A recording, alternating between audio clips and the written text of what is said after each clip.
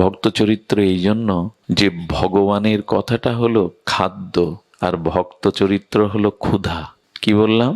ভগবানের কথাটা হলো খাদ্য, কিন্তু খাদ্য থেকে কি হবে যদি ক্ষুধা না থাকে? তো ভক্ত চরিত্রটাই হলো ক্ষুধা। ভক্ত চরিত্র শুনলে ভগবানকে পাওয়ার জন্য, ভজনের জন্য, তখন আপনার ওই খাদ্যবে ক্ষুধা জাগবে।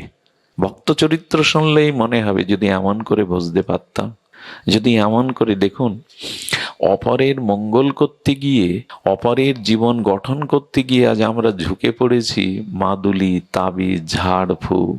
সাধুর কাছে কারা যায় জানেন? এই একটা জিনিস হয়েছে, যে সাধু রোগ সেরে দিতে পারে, যে সাধুর মেয়ের ভালো জামাই দিতে পারে, যে সাধুর কাছে গেলে ঘেরের মাছ বাড়বে, ব্যবসার উন্নতি হবে, সেখানে এখন গাড়ির লাইন। ওইখানে এখন মানুষ গাড়ি গাড়ি গিয়ে হাজার হাজার লোক ভর করে। এই জন্য আপনি আসেননি, এই পাওয়ার জন্য শাস্ত্র বলেনি। ভবরোগী যদি না সারলো, বারবার জন্মাতে হয়, মরতে হয়, কর্মফল ভোগ করতে হয়, তো ওই সাধারণ রোগ সেরে কি করবেন আপনি? ভগবানের চরণে ভক্তি না হলে ভবরোগ যাবে না। বারবার জন্মাতে হবে, বারবার মরতে হবে, বারবার কর্মফল ভোগ করতে হবে। এই জন্য সাধুর কাছে কোন রোগ সারাতে যেতে হয়?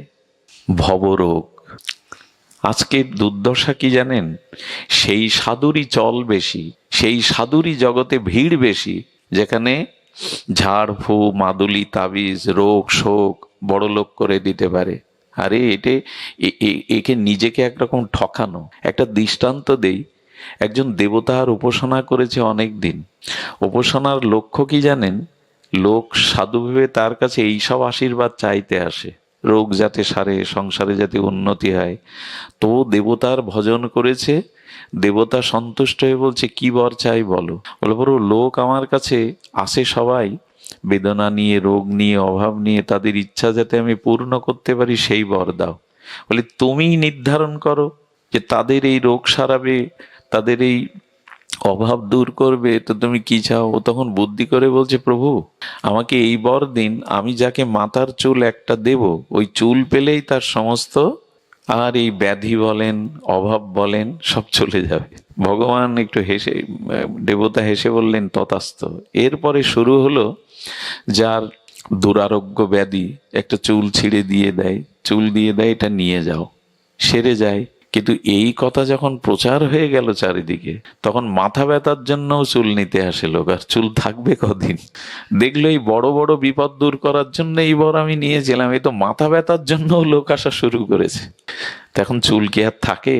শেষে বলল এই যা দুরবস্থা, তাতে এখানে থাকলে আমার আমার চুল শেষ, আর কতজন রে আমি চুল বিলাবো। শিষ্যকে বলেন এক কাজ কর, যা কিছু সহায় সম্পদ আছে, টুকটাক টাকা পয়সা বস্তু নিয়ে আজ রাতেই চল কেটে পড়ি। এখন ওই রোগ সারালে লোক টাকা দিত, ওই দিয়ে বড় মন্দির, বড় সম্পদ, জমি জমাও করে ফেলেছে। সাধু হওয়াটার একটা সুবিধা আছে, এখানে টাকা পয়সা খুব দ্রুত পাবেন, মান সম্মানের সাথে জমি বাড়ি গাড়ি খুব দ্রুত পাবেন, লোক দিয়ে দেয়। ধনীর তো অভাব নেই, তাদের কিছু উপকার হলে, রোগ সারলে তারা দিয়ে দেবে। সাধুকে এই জন্যই রূপ সনাতন রাজপুত্র রঘুনাথ দাস গোস্বামী জমিদার পুত্র বৃন্দাবনে ছেঁড়া কাতা গায়ে দিয়ে গাছতলায় বসে রাধারানীর ভজন করছে। কারা সাধু? রূপ সনাতন রাজমন্ত্রী সব ছেড়ে দিয়ে গাছের তলায় ছেঁড়া কাতা গায়ে দিয়ে ভজন করছে। আর এখন আমরা তাকেই বড় সাধু বলি, যার 200 বিঘা সম্পত্তি গাড়িতে ছাড়া। হ্যাঁ, সাধু চড়তে পারে, সাধুর এগুলো প্রয়োজন, কিন্তু সাধু কোন সম্পত্তি নিতে এসছেন, দিতে এসছেন? প্রেম সম্পত্তি, ভক্তি সম্পত্তি, যা পেলে আর মানুষের বারবার আসা যাওয়া করা লাগে না। এখন যারা টাকা পয়সা দিয়ে মন্দির বানিয়েছিল, সাধুর জমি করেছিল, তাদের কাছে আর কথা গোপন থাকে যে সাধু আজ রাত্রেই চলে যাচ্ছে? তখন গ্রামের লোক জোগাড় হয়ে চুল টানতে শুরু করেছে। সাধু যাই যাক, চুল থাকলে তো আর বিপদ হবে না।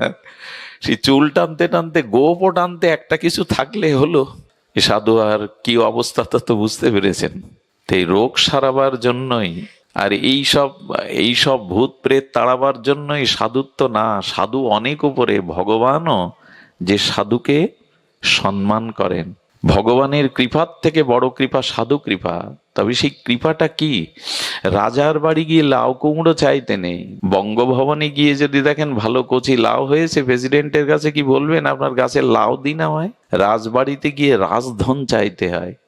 সাধুর কাছে গিয়ে চাইতে হয় আমার যাতে ভগবানে ভক্তি হয়, যার দ্বারাই বারবার জন্ম মৃত্যু চক্র অভিশাপ থেকে আমি যেন মুক্তি পাই।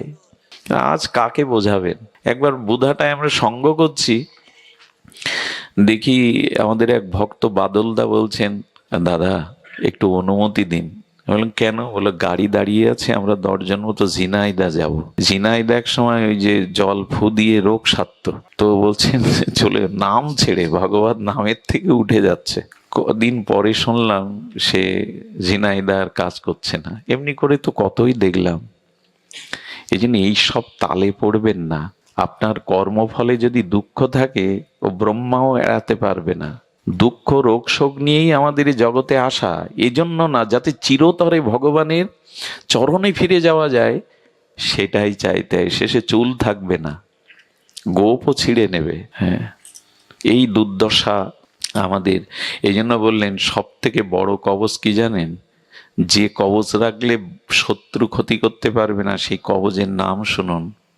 পারলে এই কবচ গলায় আর হাতে বাঁধুন, সেটা সত্যের কবচ। এই কবচ রাখুন। সত্যমেব জয়তে, সত্যের জয় ছাড়া কখনো অসত্যের জয় হয়নি, হতে পারে না। দুদিন যা দেখা যায়। বেদ বলেছে সত্যমেব জয়তে, সত্যেরই জয় হয়। ওই কবচ হাতে রাখুন, সত্যই আপনার অস্তিত্বকে টিকিয়ে রাখবে, মাদুলি না, তাবিজ না। এই কথাগুলি এখন আমরা ওই যে অল্পতেই আমরা কিছু পেতে চাই। এই জন্য যারা ত্যাগ করেছে ভরতের মতো, হনুমানজির মতো, লক্ষণের মতো, মা সুমিত্রার মতো, এদের সামনে ব্রহ্মাও মাথা নত করেন এদের আত্মত্যাগের কাছে।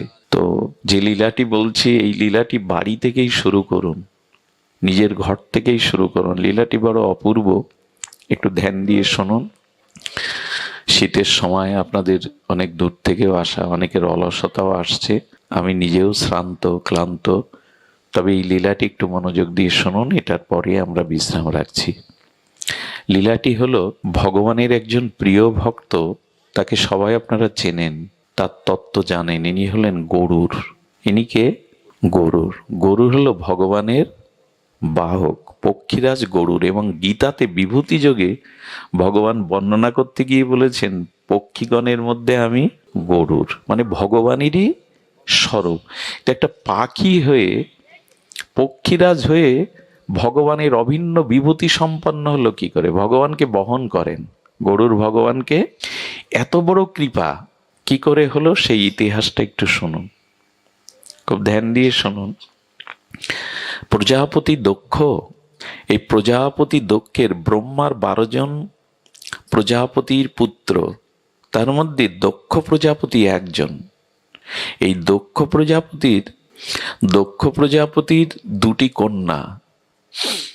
একটি হলো আমাদের বিনুতা, আর একজন হলো কদ্রু এবং বিনিতা। এই 2 জন কন্যা। এই কন্যা কার হাতে সম্প্রদান করবেন? দক্ষ প্রজাপতির কন্যা বিনিতা এবং কদ্রু, এদের কার হাতে অর্পণ করবেন? খুঁজতে কশ্যপ, ঋষি কশ্যপকে পেয়ে গেলেন। ঋষি কশ্যপ যুগ যুগান্তর কল্পব্যাপী তপস্যা করছেন। দেখুন, দক্ষ প্রজাপতি নিজের কন্যাকে বিবাহ দিবেন, রাজাকে খুঁজতে পারতেন, ধনীকে খুঁজতে পারতেন, কিন্তু নির্ণয় করলেন তপস্বী সাধুকে। আজ আমাদের সমাজেও এরকম একটা অবস্থা, ছেলে কি চাকরি করে, কত টাকা আয় করে, এর উপরে নির্ভর করে কন্যা দেওয়ার পরে 2 মাস যেতে পারে না, চোখের জল ফেলতে শুরু করে, অন্তর্জ্বালা শুরু হয়, দহন শুরু হয়, শেষে ঘরও ছাড়াছাড়ি হয়ে যায়। দয়া করে একটি কন্যাকে সম্প্রদানের পূর্বশর্ত হলো কতটা মানবিক মনুষ্যত্ব গুণাবলী তার মধ্যে আছে। আর এটা মাপতে গেলে দেখতে হবে কতটা তার ভিতরে ভগবত ভজন, কতটা আদর্শিক ধর্মকে সে চরিত্রে মূর্ত করতে পেরেছে। কিন্তু ধার্মিক সন্তানদের, ধার্মিক ছেলেদের এখন তাদেরকেই 12টা বেজে গেছে। আমাদের ধর্মে কোনো যুবক যদি ধর্মকর্ম করতে শুরু করে, প্রসাদ পেতে শুরু করে, মালা তিলক নিতে শুরু করে, তো একটা উপাধি দিয়ে দেয়, ওর 12 বেজে গেছে। অন্য ধর্মের দিকে তাকিয়ে দেখুন, তাদের ছোটবেলা থেকে কেউ যখন ধর্মকর্ম করে তখন তাদেরকে শ্রেষ্ঠ মানা হয়, সম্মান দেয়া হয় সমাজে। আর আমাদের কোনো যুবক যদি একটু এগিয়েছে তো ওর 12। এখানে একজনও যুবক নাই। এখানে এখন ওরা মোবাইলে, নেটে, রাস্তার ধারে, ক্যারামে ওখানে আছে, কারণ ওদের আমরা গড়তে পারিনি। পারিবারিক আদর্শ, ধর্মীয় অনুভূতি এখানে একজনও নাই। কি হবে? এই যে মেরুদণ্ড যার ভাঙা, সে সোজা হয়ে দাঁড়াতে পারবে না। যে জাতির যুবক যুবতীরা আদর্শ ধর্মমুখী নয়, এই জন্য তারা বিশ্ববিদ্যালয়ে পড়েও নষ্ট হয়, কলেজে পড়েও অন্য ধর্মে চলে যায়, আর কোডে উঠে বাবা মাকে অভিশাপ দিতে দিতে যায়, ওই ধর্মে আমি আর যাব না, ওই বাবা মা আমি চিনি না। এদের এই দুর্দশা হবে না তো কাদের হবে? এরা সন্তানদেরকে বিশ্ববিদ্যালয়ে পাঠিয়েছে, কিন্তু নৈতিক চরিত্র গঠনের জন্য ধর্মচর্চা বাড়িতে করেনি। গীতা ভগবত এদের কাছে সাবজেক্ট না। তো এদের এই দুর্দশা ছাড়া কাদের হবে? এই জন্য একজন পাত্রের, আরে 10 তলায় যদি নেশা করে এসে লাথি দিয়ে বলে দরজা খোল, তো ওই সুখের কি দরকার আপনার? ওই কোটিপতির কি দরকার? এই জন্য পাত্র নির্বাচনে প্রথমে আদর্শটাকেই দেখতে হয়। আর মেয়েদের বেলায় দেখতে হয় তার মাতৃকুলকে, তার মাতৃ পরম্পরাটা কেমন। বিবাহ যদি কারো জীবনে ভুল হয়, তাহলে আর ওজাগিরি করার যাওয়া থাকবে না। যেমন মাথায় যদি সর্পাঘাত করে বিষাক্ত সাপ, মাথার তালুতে যদি সোল দেয়, বাদন দেবেন কোথায়? ওজাগিরি করবেন কোথায়? বিবাহ যার জীবনে ভুল, তার সব শেষ। এই জন্য এই জায়গাটা খুব, কিন্তু আমাদের ধর্ম চর্চা তো আজ নাই। আমরা শিখেছি ডিগ্রি আর কত টাকা আয় করে। কশ্যপের হাতে দিয়ে দিলেন কদ্র এবং বিনীতাকে। কশ্যপ তপস্বী, বরণ করলেন বটে, গ্রহণ করলেন বটে, কিন্তু তার ভিতরে তো জগতের লালসা, ভোগ সুখ নাই। কশ্যপ ঋষিকে সেবা করলেন কদ্রু আর বিনীতা, 100 বৎসরের অধিক এইভাবে সেবা করলেন। আর নারীর জীবনে সর্বশ্রেষ্ঠতা, শক্তি, পতিব্রতা, কল্যাণ একমাত্র স্বামী সেবাতেই। শুনুন, মেয়েরা ব্রত করুক, তীর্থে যাক, দান ধ্যান করুক, কিন্তু যদি পতিব্রতা না হয়, পতি সেবা পরায়ণ না হয়, তবে অনেকের যুক্তি স্বামী ভালো না, স্বামী মনের মতো না, তো সে একদিকে আমি কি তার প্রতি ভালো ব্যবহার করব? আমি আমার এই ক্ষুদ্র জীবনে দেখেছি সতী নারী, তারা কি করে জানেন? অনেক মদ্যম, মাতাল, অসুর, রাক্ষসকেও তারা সাধু করে তুলতে পারে। এই এই এই সেবা, এই শুশ্রূষা ক্ষমতাটা নারীর আছে। আমি আমার জীবনে আমি দেখেছি, পাশে দেখেছি যে সতী নারীর এমন ক্ষমতা, সে একটা অসুরকেও, মাতালকেও সাধু করে দিতে পারে। তবে কশ্যপ একটা কথা বলেছেন, মায়েরা অপরাধ নিয়েন না, বলছেন নারীদের মুখটা শরতের পদ্মের মতো শোভিত পায়। ওই মুখ দেখেই তো মানুষ মোহগ্রস্ত হয়। তো বলছেন, কশ্যপ বলছেন, মেয়েদের, মায়েদের মুখটা পদ্মের মতো, তবে শরতের পদ্ম আরো মধুময়, আরো সুন্দর। আর নারীর কণ্ঠস্বর, এটা যেন কর্ণে অমৃত বর্ষণ করে। ওই কণ্ঠেই কত মানুষ শেষ হচ্ছে, যন্ত্রের মাধ্যমে একটু কণ্ঠ শুনেই শেষ, তার অস্তিত্ব বিলীন। তাদের কণ্ঠটা মনে হয় কর্ণে অমৃত ঢালে। কিন্তু কিছু মনে করো না মা, ব্রহ্মা বলছেন তাদের হৃদয়টা ধালোয়ার তলোয়ারের মতো, ওরা সবকিছু কেটে খান খান করে দিতে পারে। সন্তান স্বামীকে হত্যা করতেও ওদের হৃদয়ের তলোয়ার